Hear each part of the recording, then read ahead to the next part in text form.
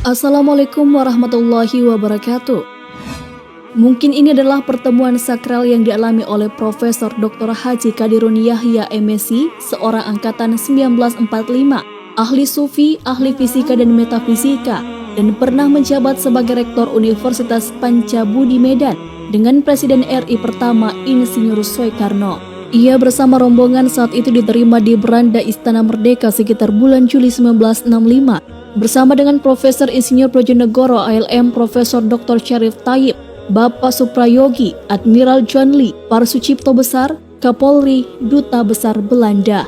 Wah, pagi-pagi begini saya sudah dikepung oleh 3 profesor-profesor. Kelakar Insinyur Soekarno membuka dialog. Kemudian Soekarno mempersilahkan rombongan tamunya duduk. Profesor Qadirun Yahya, silakan duduk dekat saya, pinta Soekarno terkesan khusus. Profesor, saya dengar tentang engkau sudah sejak 4 tahun, tapi baru sekarang aku ketemu engkau. Sebenarnya ada sesuatu yang akan aku tanyakan padamu, kata Soekarno dalam bahasa Belanda. Ya, tentang apa itu Bapak Presiden? Tentang sesuatu hal yang sudah kira-kira 10 tahun. Saya cari-cari jawabannya tapi belum ketemu yang memuaskan. Saya sudah bertanya pada semua ulama dan para intelektual yang saya anggap tahu, tetapi semua jawabannya tetap belum memuaskan saya. Lantas soal apa, Bapak Presiden? Saya bertanya terlebih dahulu tentang yang lain. Sebelum saya majukan pertanyaan yang sebenarnya, jawab Presiden Soekarno. Baik Presiden, kata Profesor Qadirun Yahya. Manakah yang lebih tinggi, Presiden atau Jenderal atau Profesor dibandingkan dengan sorga? Tanya Presiden. Sorga, jawab Profesor Qadirun Yahya. Of course, setuju, balas Presiden terlihat lega.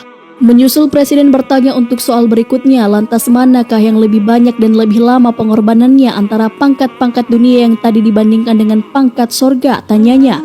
Untuk Presiden, Jenderal Profesor harus berpuluh-puluh tahun berkorban dan berabdi pada negara, nusa dan bangsa atau pada ilmu pengetahuan. Sedangkan untuk mendapatkan sorga harus berkorban untuk Allah segala-galanya. Berpuluh-puluh tahun terus-menerus, bahkan menurut agama Hindu atau Buddha harus beribu-ribu kali hidup dan berabdi. Baru barangkali dapat masuk nirwana, jawab Profesor Qadirun. Akors, kata Bung Karno, panggilan akrab Presiden. Sekarang baru dapat kutangkap engkau Profesor, lanjut Bung Karno. Tampak mukanya cerah berseri dan kelihatannya Bung Karno belum ingin cepat-cepat masuk ke pokok masalah. Saya cerita sedikit dulu, kata Bung Karno. Silakan Bapak Presiden. Saya telah melihat teman-teman saya meninggal dunia lebih dahulu dari saya dan hampir semuanya matinya jelek karena banyak dosa rupanya. Saya pun banyak dosa dan saya takut mati jelek.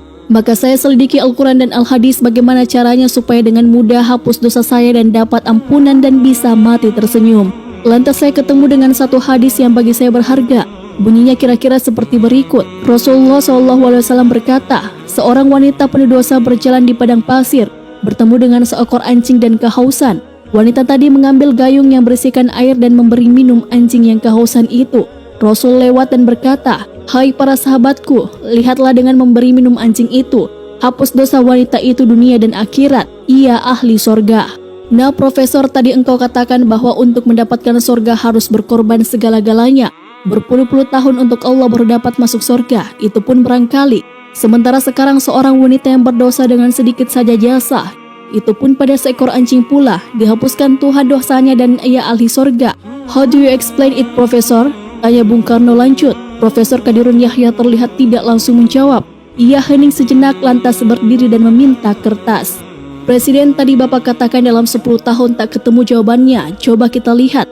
Mudah-mudahan dengan bantuan Allah dalam 2 menit saja akan memberikan jawaban dan memuaskan. Keduanya adalah sama-sama eksakta. Bung Karno adalah seorang insinyur dan Profesor Qadirun Yahya adalah ahli kimia atau fisika. Di atas kertas Profesor Qadirun mulai menuliskan penjelasannya. 10/10 sama dengan 1, ya kata Presiden. 10/100 sama dengan 1/10, ya kata Presiden. 10/1000 sama dengan 1/100, ya kata Presiden. 10/10.000 sama dengan 1/1000, ya kata Presiden. 10 per tak terhingga sama dengan 0, ya kata Presiden. 1 juta per tak terhingga sama dengan 0, ya kata Presiden. Berapa saja tambah apa saja per tak terhingga sama dengan 0, ya kata Presiden. Dosa per tak terhingga sama dengan 0, ya kata Presiden. Nah lanjut Prof, 1 kali tak terhingga sama dengan tak terhingga, ya kata Presiden. 1/2 kali tak terhingga sama dengan tak terhingga. 1 zarah kali tak terhingga sama dengan tak terhingga, ya kata Presiden. Ini artinya sang wanita walaupun hanya satu zara jasanya bahkan terhadap seekor anjing sekalipun mengkaitkan menggandengkan gerakannya dengan yang maha akbar, mengikut sertakan yang maha besar dalam gerakan-gerakannya, maka hasil gerakannya itu menghasilkan ibadah yang begitu besar yang langsung dihadapkan pada dosa-dosanya yang pada saat itu juga hancur berkeping-keping, ditorpedo oleh pahala yang maha besar itu.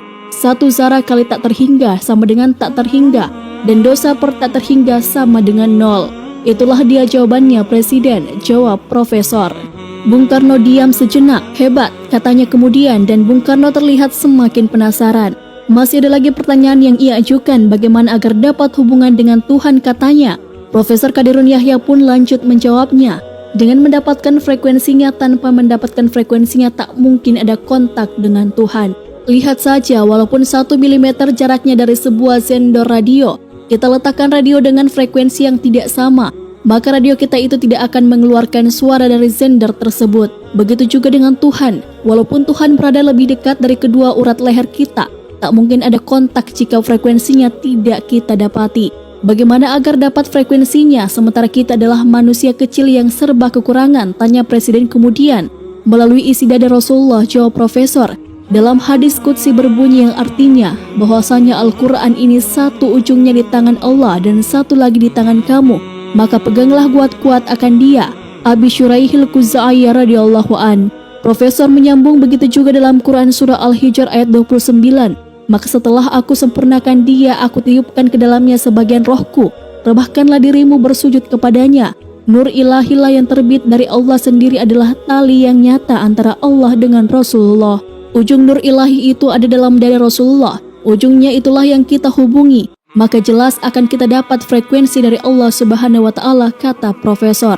Profesor melanjutkan, lihat saja sunnatullah, hanya cahaya matahari saja yang satu-satunya sampai pada matahari. Tak ada yang sampai pada matahari melainkan cahayanya sendiri. Juga gas-gas yang saringan-saringan tak akan ada yang sampai matahari. Walaupun elegansi seperti xenon, krypton, argon, helium, hidrogen dan lain-lain semuanya vakum. Yang sampai pada matahari hanya cahayanya, karena ia terbit darinya dan tak bercerai siang dan malam dengannya. Kalaulah matahari umurnya 1 juta tahun, maka cahayanya pun akan berumur 1 juta tahun pula. Kalaulah matahari hilang, maka cahayanya pun akan hilang. Matahari hanya dapat dilihat melalui cahayanya, tanpa cahaya matahari pun tak dapat dilihat. Namun cahaya matahari bukanlah matahari. Cahaya matahari adalah getaran transversal dan longitudinal dari matahari sendiri atau Huygens, jelas Profesor. Profesor menyimpulkan, dan Rasulullah adalah satu-satunya manusia akhir zaman yang mendapat nur ilahi dalam dadanya. Mutlak jika hendak mendapatkan frekuensi Allah, ujung dari nur itu yang berada dalam dada Rasulullah harus dihubungi. Bagaimana cara menghubungkannya sementara Rasulullah sudah wafat sekian lama, tanya Presiden. Profesor menjawab, memperbanyak sholawat atas Nabi tentu akan mendapatkan frekuensi beliau yang otomatis mendapat frekuensi Allah Subhanahu wa Ta'ala. Tidak kukabulkan doa seseorang tanpa salawat atas Rasulku, doanya tergantung di awang-awang. Hadis riwayat Abu Daud An-Nasai. Jika diterjemahkan secara akademis mungkin kurang lebih, tidakkah engkau mendapat frekuensiku tanpa lebih dahulu mendapat frekuensi Rasulku? Sontak Presiden berdiri. You are wonderful, teriaknya.